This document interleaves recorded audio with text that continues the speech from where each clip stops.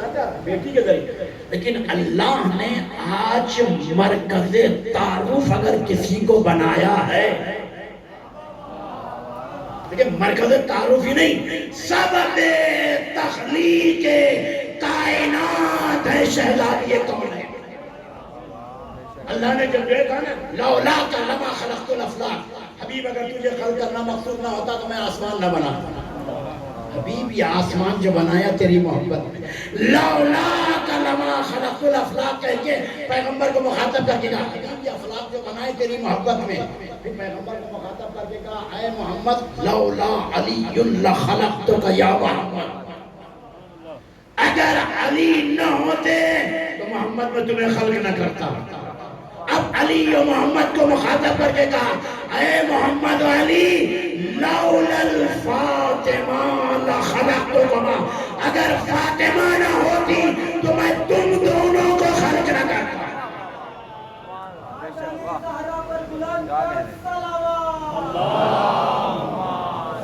اللہ مرکز تعارف اگر کسی کو بنا رہا ہے تو فاطمہ ابوہا و بالوہا، پروردگار یہ کہہ دے محمد مصطفیٰ ہے، ان کی بیٹی ہے، ان کا داماد ہے.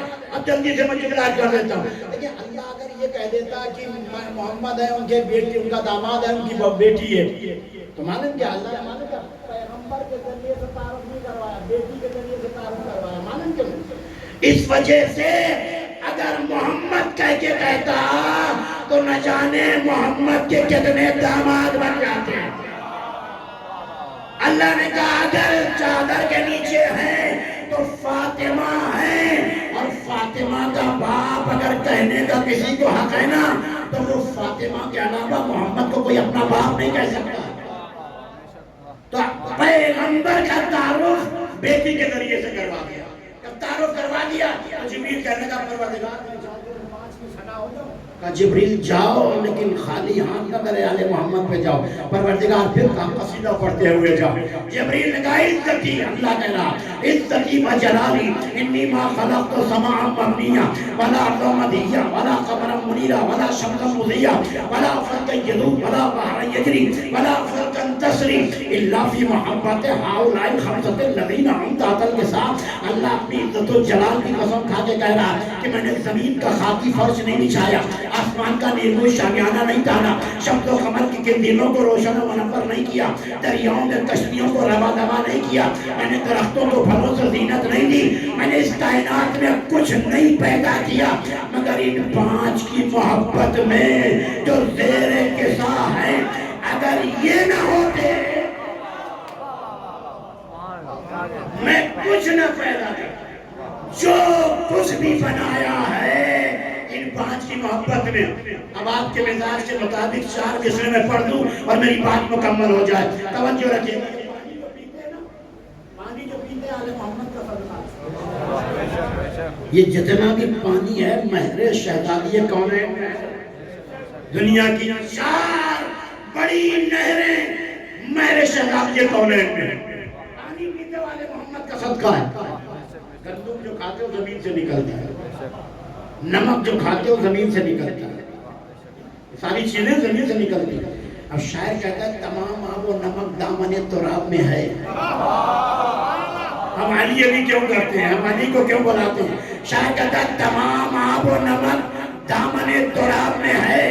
ابو تراب علی، اس میں کچھ کلام نہیں، اور علی کی ملک میں رہ کر علی علی نہ کریں. نمک حلال ہے یارو، نمک حرام.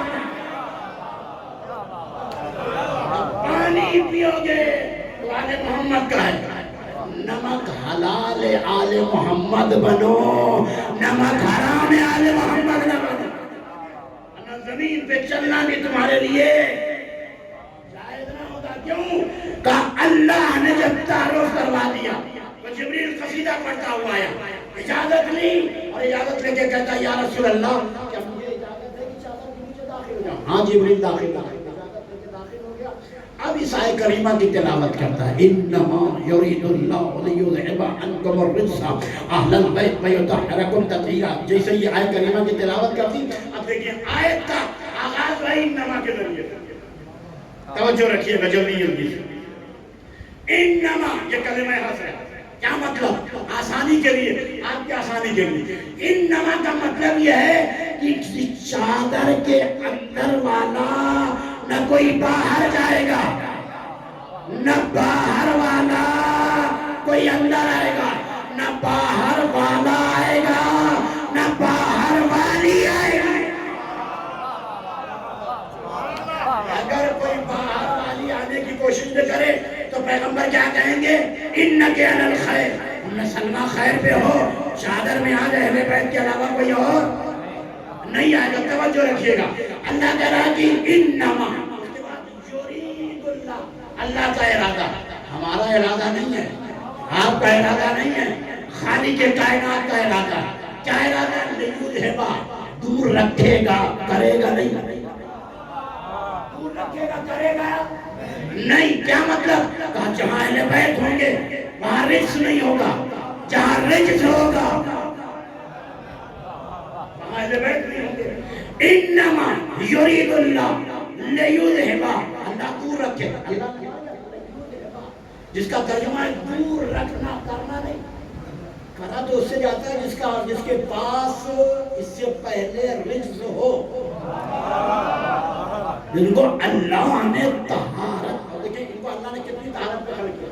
بس امام حسن علیہ السلام جب دنیا میں تشریف لائے نا، وہ پہلا نواسا تھا پیغمبر کے گھر، اور پیغمبر کے اوپر سے ابتر کا دھبا دھنڈا.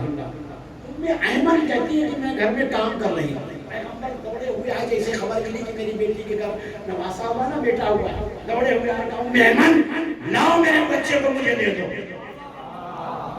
اب یہاں پر ایمن نے ایک مسئلہ شرعی بیان کیا، تاریخ میں موجود ہے تمام کتابوں میں، جس کو دیکھنا. ایمن کہتی ہے اس وقت تک میں نے امام حسن کو غسل ولادت نہیں دیا تھا. ایمن کہتی ہے یا رسول اللہ، پیغمبر نے کہا لاؤ میرے نواسے کو مجھے دے دو. ایمن کہنے کی یا رسول اللہ ابھی میں نے بچے کو غسل ولادت نہیں دیا ہے. ایمن کہتی جیسے میں نے یہ جملہ کہا پیغمبر کی تیوریوں پہ بل پڑ گئے، اور پیغمبر نے کہا ایمن تو اسے پاک کرے گی جسے اللہ نے پاک کیا ہے. ایمن تجھے غسل دینے کی ضرورت نہیں ہے، یہ بچہ تو نسلوں کی ضمانت ہے. دل میں اس کی محبت ہوگی، اس کی نسلیں پاک ہو جائیں گی. ان کے لیے لیذہبا، اللہ دور رکھے گا، کرے گا نہیں. اللہ کہہ رہا میں رجس کو اہل بیت سے دور رکھوں گا. پروردگار یہ بھی بتا دے کہ اللہ دور رکھے گا. 1 کلومیٹر، 2 کلومیٹر، 10 کلومیٹر، 50 کلومیٹر کا دیکھو میرا قاعدہ کلیہ سمجھ لو. جب میرا دور سمجھنا، اللہ یہاں کہہ رہا میں دور رکھوں گا. اللہ کہہ رہا میرا دور سمجھنا ہو نا تو پہلے میرا قریب سمجھ لو. جب میرا قریب سمجھ میں آ گیا تو دور خود بخود سمجھ میں آ جائے. پروردگار تیرا قریب کیا ہے؟ تو قرآن نے آواز دی لعل الساعة تکون قریبا، قیامت ان قریب آنے والی ہے. قیامت ان قریب آنے والی ہے. 1400 برس قرآن کو نازل ہوئے ہو گئے، قیامت ابھی آئی تو نہیں، ابھی آئی نہیں نا. کب آئے گی نہ ہم جانتے نہ آپ جانتے، اللہ جانتا کہ اللہ کے وہ نمائندے جانتے جس کو اللہ نے علم دیا. لیکن اللہ نے 1400 برس پہلے کہا تھا قیامت ہم قریب آنے والی ہے. تو جس پروردگار کا قریب اتنا دور ہو تو پھر دور کتنا دور ہوگا؟ دور تو اتنا دور ہوگا کہ جہاں اہل بیت ہوں گے انما یرید اللہ لیذہبا، اللہ کہہ رہا میں دور رکھوں گا، کروں گا نہیں. پروردگار دور رکھے گا. کہاں؟ جہاں اہل بیت ہوں گے وہاں رجس نہیں ہوگا، جہاں رجس ہوگا وہاں اہل بیت نہیں ہوں گے. اچھا دور رکھے گا، لیکن تاریخی واقعہ کتنا دور رکھے گا. تاریخ کا واقعہ، ہارون ایک مرتبہ شکار کے لیے نکلا، کوفے کے گرد نواح میں شکار کر رہا. اس وقت تک مولا کائنات کی قبر مطہر جو ہے وہ مخفی تھی، پوشیدہ تھی، ابھی ظاہر نہیں. ہارون شکار کر رہا تھا، شکار کرتے ہوئے جنگل میں ہرن نظر آیا. ہرن نے اپنے شکاری کتے چھوڑ دیے. جہاں اہل بیت ہوں گے وہاں رجس نہیں جائے گا، جہاں رجس ہوگا وہاں اہل بیت نہیں ہوں گے. یہ ذہن میں رکھیے گا. ہارون نے جیسے ہی شکاری کتے چھوڑے نا، ہرن کے اوپر حملہ ہوئے. ہرن دوڑتا ہوا گیا، ایک بلند مقام تھا وہاں جا کے بیٹھ گیا. ہارون اپنے شکاری کتوں کو کوشش کر رہا ہے کہ شکاری کتے جائیں شکار کر کے لائیں, لیکن شکاری کتے اپنے قدم آگے نہیں بڑھاتے. ہرن ایسے بیٹھا ہے جیسے کسی کی پناہ میں آ گیا.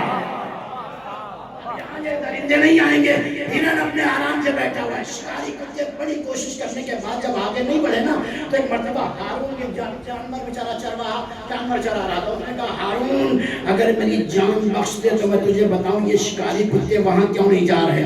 کہا جلدی بتا بات کیا. کہا تجھے پتا نہیں, میرے بزرگوں نے مجھے خبر دی ہے اس بلند مقام پر آخری نبی کے وصی کی قبر ہے اور یہ کتے ہیں نجس, یہ وہاں نہیں جائیں گے. تو جملہ کہنے کا دل چاہتا ہے اے ہارون تجھ سے بہتر تو یہ کتے تھے جنہیں یہ پتا تھا کہ کہاں جانا چاہیے. کسی نے بڑا خوبصورت جملہ کہا کہ نجف کتے نجف میں کتے نہیں جاتے ہیں نا, تو اسی لیے کہا جہاں رجس ہوگا انتم الرجس, یرید اللہ, اللہ کا ارادہ انتم الرجس, رجس کو اللہ دور رکھے گا. اچھا رجس کو اللہ دور رکھے گا, پروردگار یہ بتا دے کتنا کہتے کو یہ میں نے بتا دیا ہے کہ جہاں اہل بیت ہوں گے وہاں رجس نہیں ہوگا, اور جہاں رجس ہوگا وہاں. یاد رکھیے گا اہل بیت کو ہم اور آپ پاک نہیں رکھے گا, اللہ کا وعدہ ہے. اللہ کہہ رہا میں پاک رکھوں گا, یعنی جس طہارت پہ بنایا ہے اس طہارت پر باقی رکھوں گا. اللہ خالق ہے نا, اور اللہ نے کہا میں پاک رکھوں گا. انما یرید اللہ, اللہ کا ارادہ لیذہب دور رکھے گا. کس کو؟ رجس کو, رجس کو دور رکھے گا. یعنی اللہ نے دیکھیں کیسا انتظام کیا. اللہ نے کہا جو بھی رجس ہوگا وہ اہل بیت سے دور ہوگا. نہیں الفاظ بدل دیتا ہوں, کائنات میں جو بھی شخص اہل بیت سے دور ہوتا ہوا نظر آئے وہ سمجھ جائے کہ میں رجس ہوں. جو بھی رجس ہے وہ اہل بیت سے دور ہے. رجس کو اللہ قریب نہیں آنے دے گا, اللہ قریب نہیں آنے. اور اللہ نے معلوم کیا انتظام کیا, اللہ نے گنایا نہیں یہ چیز رجس ہے, یہ چیز رجس ہے, یہ چیز, اللہ نے گنایا نہیں. اللہ نے معلوم کیا الف لام لگا دیا رجس کے اوپر,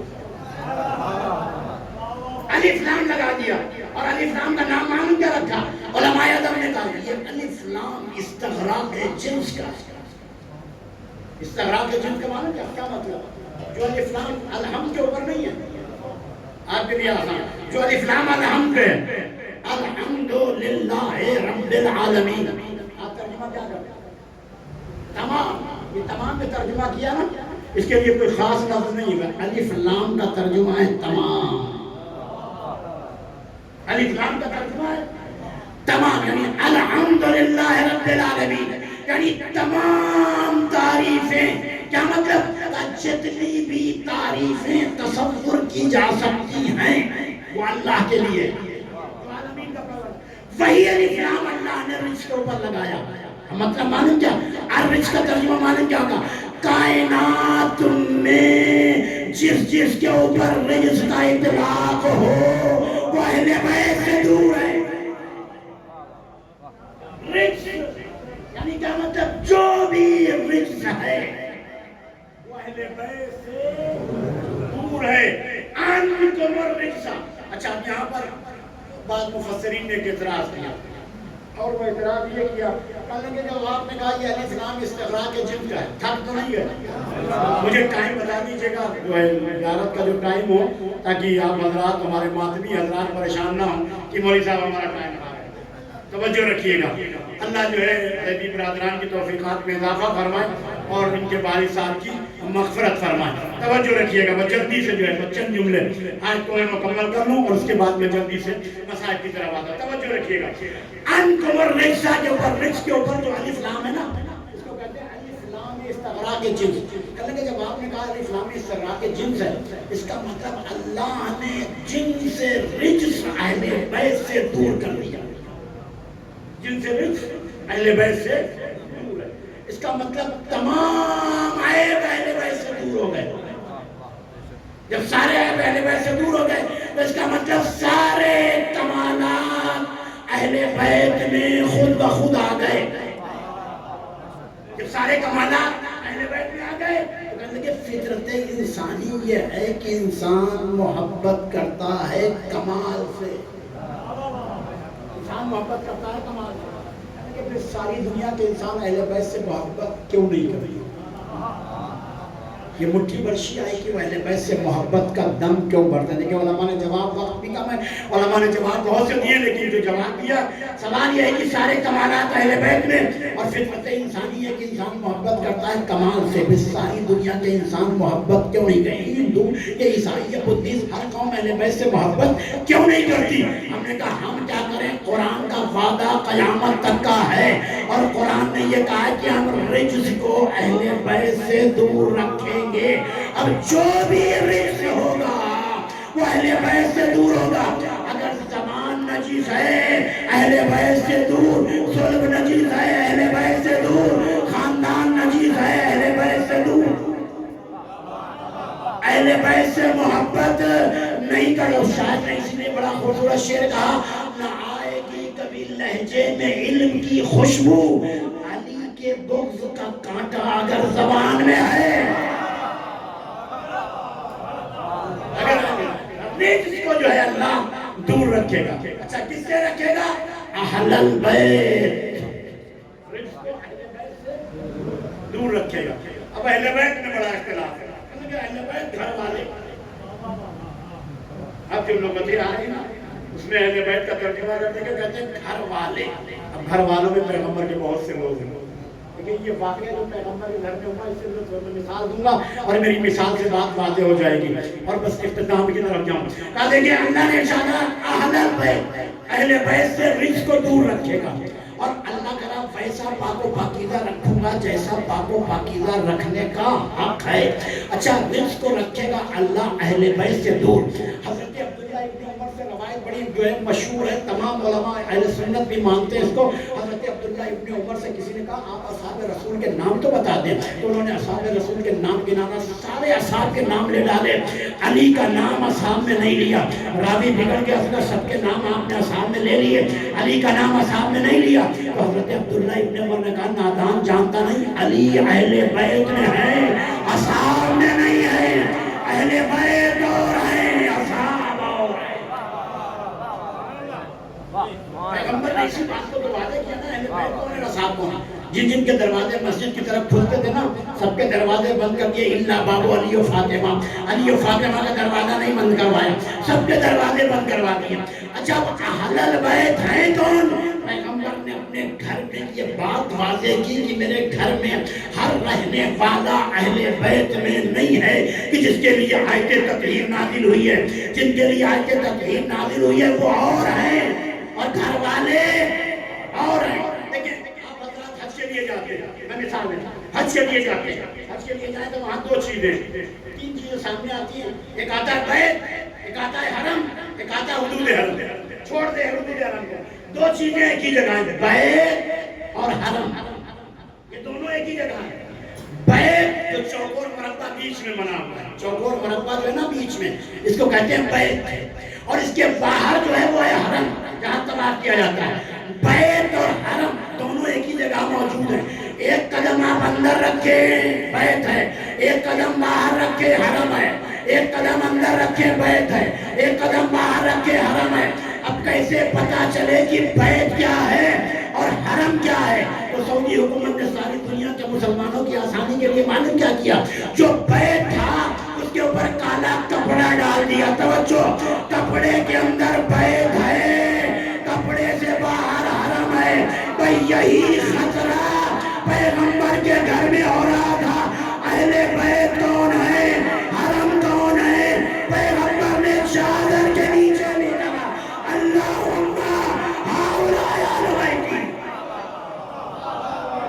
یہ چادر کے نیچے اہل بیت ہے، چادر سے باہر حرم ہے۔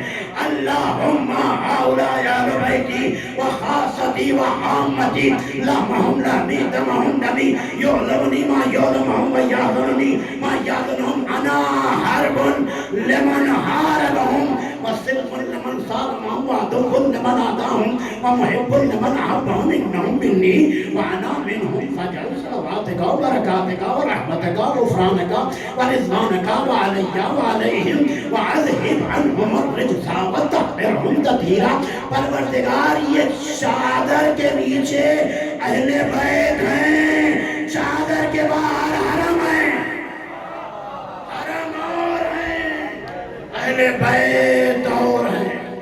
اہل بیت وہ ہیں جن پر صدقہ حرام ہے، جو صدقے کے قریب نہ جائیں، وہ اہل بیت ہیں۔ اور جن کے لیے صدقہ جائز ہو وہ اصحاب پیغمبر ہیں۔ اسی لیے جو ہے کہا فرمایا یہ اہل بیت، اور یہی مرحلہ ہے کہ جہاں پر آل محمد نے ہر موقع کے اوپر یہ سمجھایا نحنو اہل بیت النبوہ۔ یہی جملہ جناب زینب نے ربط مسائل کے لیے صرف ایک جملہ، یہی جملہ جناب زینب نے کوفے کے بازار میں کہا تھا۔ آج پرسے کے لیے یہاں آپ تمام حضرات جمع ہوئے، اور پرسہ بھی جو ہے اس عشر محرم کی آخری مجلس، اور مجلس میں جو ہے شبیہ ذوالجناح کائنات میں سب سے زیادہ جس پر گریہ کیا گیا وہ امام حسین علیہ السلام ہے، اور سب سے زیادہ اگر کوئی باپ کے غم میں رویا ہے تو وہ سید سجاد ہے۔ کہ کربلا کے چشمدید اگر کوئی گواہ ہے نا وہ ہمارا اور آپ کا چوتھا امام ہے۔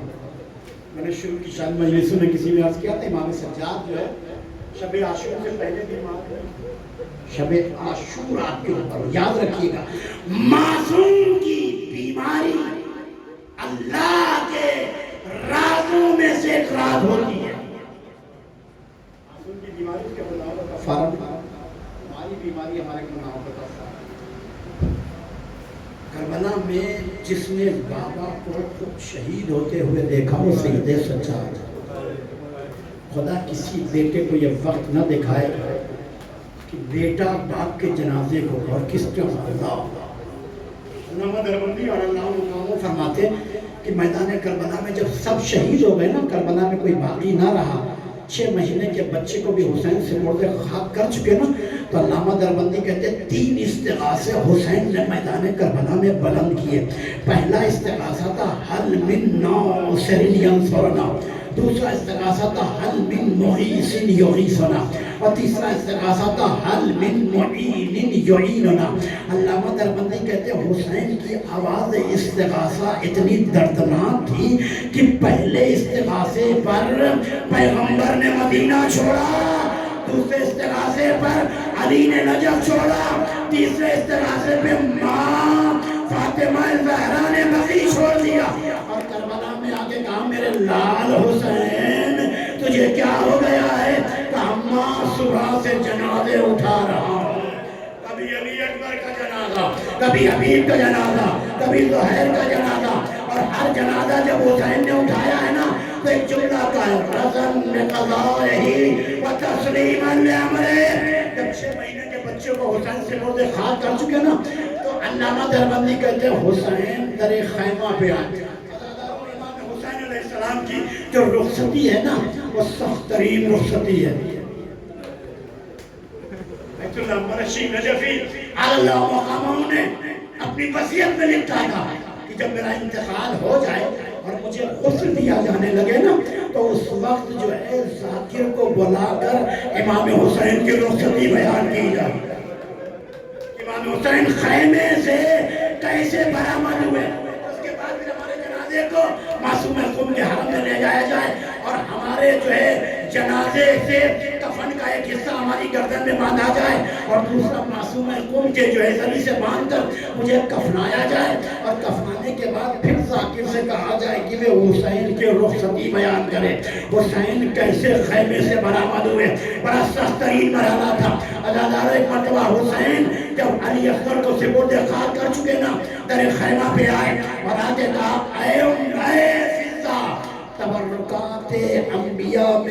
صندوق ہے نا، اس صندوق میں میرا ایک کرتا رکھا ہوا ہے، اے فضا جاؤ کرتا میرا لے کے آؤ، لیکن ایک بات کا خیال رکھنا، جب کرتا لے کے آنا نا تو میری بہن زینب کی نگاہ نہ پڑے، اجر میری بہن زینب کی نگاہ نہ پڑے۔ فضا خیال رکھنا، فضا کہتی ہے کہ میں گئی اور جانے کے بعد میں نے صندوق انبیاء کھولا، کرتا نکالا، لے کے چھپا کے آ رہی تھی، زینب کی نگاہ پڑی، فضا کیا لے کے جا رہی ہے؟ کبھی بھی کچھ نہیں، کہہ کیوں نہیں دیتی؟ تیرے بھائی کا کفن لے کے جا رہی ہو، تیرے بھائی حسین کا کفن۔ راضی کہتا فضا کے ساتھ ساتھ جناب زینب بھی آئیں، حسین کو فضا نے کرتا لیا، حسین نے کرتا لیا، ذوالفقار نکالی اور ذوالفقار سے کرتے کو جگہ جگہ سے چاک کرنا شروع کیا، جگہ جگہ سے چاک کرنا شروع کیا۔ ابھی کرتے کو چاک کر رہے تھے حسین کہ اب زینب سے برداشت نہ ہوا، بھیا کرتے کو آپ جگہ جگہ سے چاک کر رہے ہیں؟ ہاں بہن زینب۔ کیوں؟ کہا بہن زینب اس لیے شاید اس کرتے کو وہ سیدھا سمجھ کر میرے جسم پر یہ فوج جفاکار چھوڑ دے، لیکن بہن یہ کرتا میری پشت سے میرے جسم سے میری شہادت کے بعد اتار لیا جائے گا۔ میرا لاشا بے گور و کفن تپتے ہوئے صحرا میں، اجرکم اللہ تعالیٰ خدا کسی غم میں نہ رولائے، ذاکر نہیں رولاتا ہے، رولاتی محبت ہے۔ ادادار و منزل آئی، حسین نے لباس زیب تن کیا، زیب تن کرنے کے بعد ایک مرتبہ ایک بیوی کی طرف دیکھتے ہیں، یا حسین و یا امہ کلثوم علیکم من السلام، زینب تم پر میرا آخری سلام، ام کلثوم تم پر میرا آخری سلام، رقیہ تم پر میرا آخری سلام۔ ایک بیوی کو سلام کہہ کے پادادار و سخت ترین جملہ ہے، حسین یہ کہہ کے سلام کہہ کے بھی خیمے سے نکلنا چاہتے تھے کہ ایک مرتبہ ایک اندر سے ہاتھ آیا، حسین کا دامن پکڑا اور پکڑنے کے بعد اپنی طرف کھینچ لیا۔ جیسے ہی اندر کی طرف کھینچا نا، اب میرے مولا نے جو پیچھے مڑ کے دیکھا تو کوئی اور نہیں تھا، جناب فضا تھی۔ فضا نے ایک مرتبہ دامن پکڑ کے کھینچ لیا۔ حسین کہاں جا رہے ہو؟ کہا فضا وعدہ طفلی کے لیے جا رہا ہوں، میرا دامن چھوڑ دے۔ آج حسین جو وعدہ طفلی رس کو ادا کرنے کے لیے جا رہا ہوں۔ کہا حسین تمہیں پتا، اب فضا اور حسین کے درمیان میں ایک گفتگو ہوئی ہے، اور وہ گفتگو فضا کہتی ہے حسین آپ کو پتا ہے کہ میں نے تمہیں کس طریقے سے پالا ہے؟ حسین میں نے تمہیں معلوم کس طریقے سے پالا ہے؟ فضا کس طریقے سے؟ کہا تمہیں میں نے چکیاں پیس پیس کے پالا، حسین میں نے تمہیں چکیاں پیس پیس کے۔ جیسے یہ جملہ کہا فضا نے تو حسین نے ایک مرتبہ آواز دی، فضا اگر تم نے چکیاں پیس پیس کے پالا ہے نا تو حسین نے بھی تجھے ماں کے بعد ماں سے کم نہیں سمجھا۔ فضا تجھے میرے ماں کے حق کی قسم ہے، میرا دامن چھوڑ دے۔ ایک مرتبہ فضا کہتی ہے حسین خدا حافظ۔ راضی کہتا حسین خیمے سے ایسے برآمد ہوئے جیسے بھرے گھر سے جنازہ نکل رہا ہو، خیمے سے حسین برآمد ہوئے۔ ایک مرتبہ بھی خیمے سے باہر آئے، کسی بات کو یہ وقت نہ دکھائے کہ 4 برس کی بچی، ابھی حسین خیمے سے نکل کے باہر آئے کہ 4 برس کی بچی خیمے کے باہر کھڑی ہے اور کھڑے ہو کے کہہ رہی بابا بابا آپ جا رہے ہیں؟ ہاں بیٹی سکینہ۔ حسین نے بیٹی مانگی ہے نا کس سے؟ اللہ سے۔ نماز شب کی دعاؤں میں سکینہ کو مانگا ہے، اور حسین کہتے تھے پروردگار ایک بیٹی ایسی عطا کر دے جس کو میرے بغیر سکون نہ آئے اور مجھے اس کے بغیر سکون نہ آئے۔ ایک مرتبہ سکینہ نے کہا بابا آپ جا رہے ہیں؟ ہاں بابا میں بیٹی جا رہا ہوں۔ کہا بابا آپ جب چلے جائیں گے تو میرے ایک سوال کا جواب دیتے جائیں۔ کہا بیٹی سکینہ سوال کیا ہے؟ کہا بابا مجھے یہ بتائیں آج کے بعد سے میں کس کے سینے پہ سوؤں گی؟ بابا آج کے بعد سے میں کس کے سینے پہ سوؤں گی؟ آپ کے سینے کے بغیر مجھے نیند نہیں آتی تھی، بابا آج کے بعد سے کس کے سینے پہ سوؤں گی؟ حسین نے کہا بیٹی سکینہ آج کے بعد سے ترتیب بدل جائے گی۔ بابا وہ کیسے؟ کہا بیٹی سکینہ آج کے بعد سے اصغر میرے سینے پہ سوئے گا اور تم ماں کے سینے پہ سو جانا۔ سکینہ اگر نیند نہ آئے تو کربلا کی گرم ریت پر لیٹ بیٹھ جانا، جو ہے رخسار رکھ کے سو جانا، کہا بابا خدا حافظ، اور یہ کہہ کے سکینہ نے جب خدا حافظ کہہ دیا نا، حسین پشت زلجنہ پہ سوار ہوئے، اور سوار ہو کے چند قدم چلا تھا زلجنہ کہ چلتا ہوا رہبار حسین کا ایک مرتبہ ٹھہر گیا۔ جیسے ہی رہبار ٹھہرا، حسین نے کہا زلجنہ کیا تو بھی میرا ساتھ چھوڑ دے گا؟ میرا عباس چلا گیا، علی اکبر چلے گئے، اصحاب چلے گئے، انصار چلے گئے، کیا تو بھی میرا ساتھ چھوڑ دے گا؟ زلجنہ زبان پہ زبانی سے کہتا ہے مولا میری کیا مجال کہ میں آگے نہ بڑھوں، کہا پھر، کہا مولا میرے قدموں کی طرف دیکھے۔ حسین نے جو مڑ کے دیکھا تو 4 برس کی بچی اونٹ گھوڑے کے سموں کو پکڑے ہوئے، اے زلجنہ میرے بابا کو خیمے سے باہر نہ لے جا، جو صبح سے گیا ہے واپس نہیں آیا، چچا عباس گئے واپس نہیں آئے۔ حسین گھوڑے سے نیچے اترے، بیٹی سکینہ تم تو مجھے رخصت کر چکی ہو؟ ہاں بابا میں رخصت کر چکی ہوں، اب مجھے کیوں جو ہے روکا؟ بابا پیاس سے کلیجہ بھونا جا رہا ہے، بابا پیاس سے کلیجہ بھونا، بابا تھوڑا سا پانی، راوی کہتا حسین نے ٹھوکر ماری، چشمہ جاری ہوا، کہا بیٹی سکینہ یہ پانی حاضر ہے، کہا یا پانی پی لے یا نانا کی گنہگار امت بخشوا لے۔ ایک مرتبہ بچی نے پانی پھینک دیا، بابا پانی نہ پیوں گی، بابا پانی نہ پیوں گی، ایک مرتبہ پانی پھینکا، کہا بابا خدا حافظ۔ حسین پشت زلجنہ پہ سوار ہوئے، قتل گاہ میں آئے، حسین نے حملہ کیا، کبھی میمنہ پہ گئے، کبھی میسرہ پہ گئے، کبھی قلب لشکر پہ گئے، حسین جنگ کر رہے تھے، آواز آ رہی تھی علمان رفی، حسین آواز دے رہے تھے یا عبدال صفحہ، اے میرے جنگجو شیرو، اے میرے بہادرو، اٹھو، اور اٹھنے کے بعد اپنے آقا حسین کی جنگ دیکھو، بھیا عباس،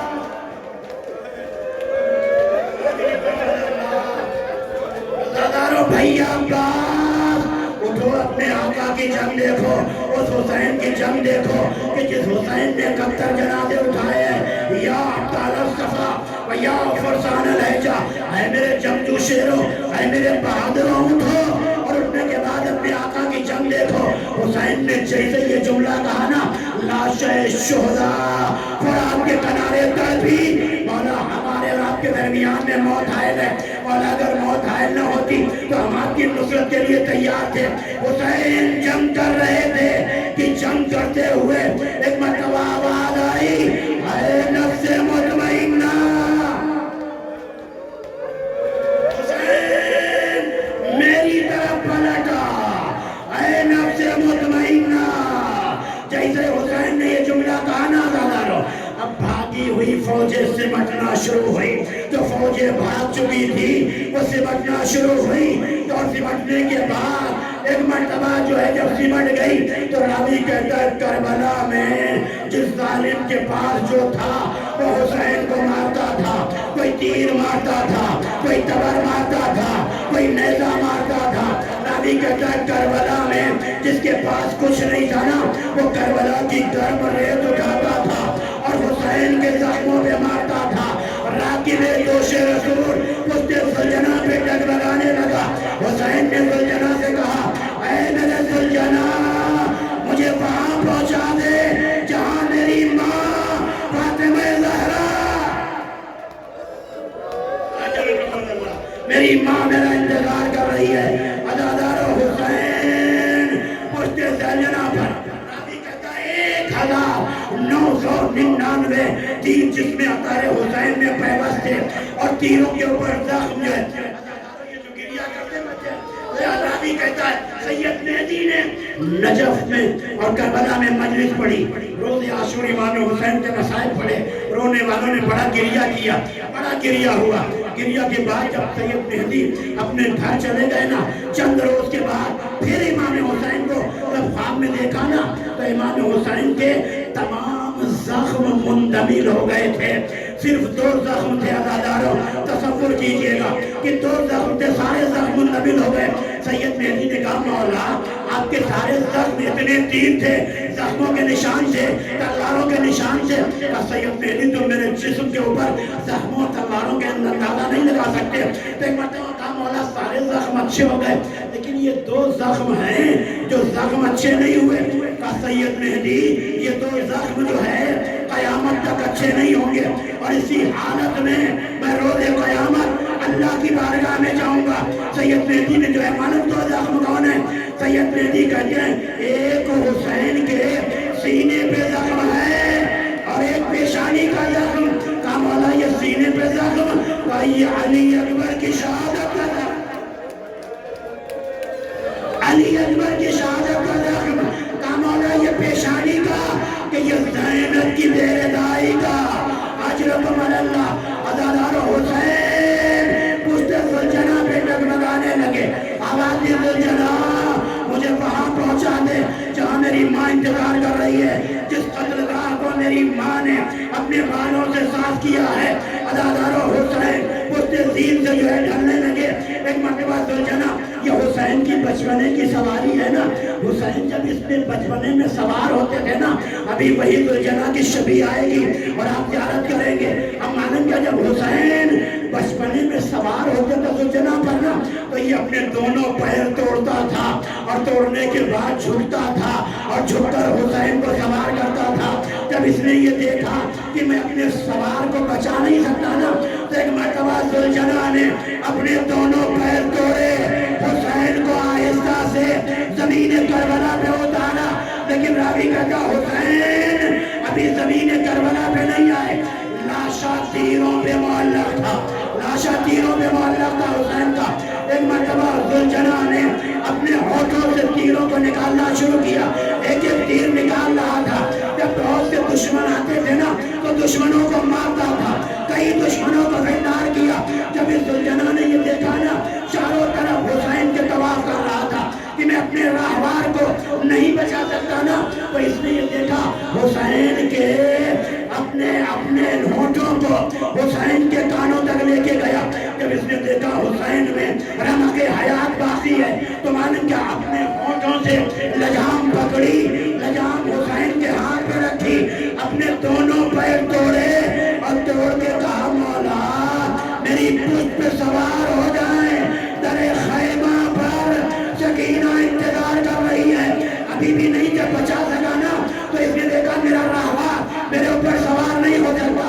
ایک مرتبہ زلجناح نے اپنی پیشانی کو خون حسین سے رنگین کیا، دوڑتا ہوا خیمے کی طرف بھاگا، در خیمہ پہ آیا، کسی نے کہا سکینہ، زلجناح آ گیا، سکینہ دوڑی ہوئی آئی، زلجناح کے گلے میں باہیں ڈالی، سوال کیا اے زلجناح مجھے اتنا بتا دے کہ میرا بابا جس وقت شہید ہوا میرے بابا کو پانی ملا یا میرا بابا پیاسا شہید ہوا؟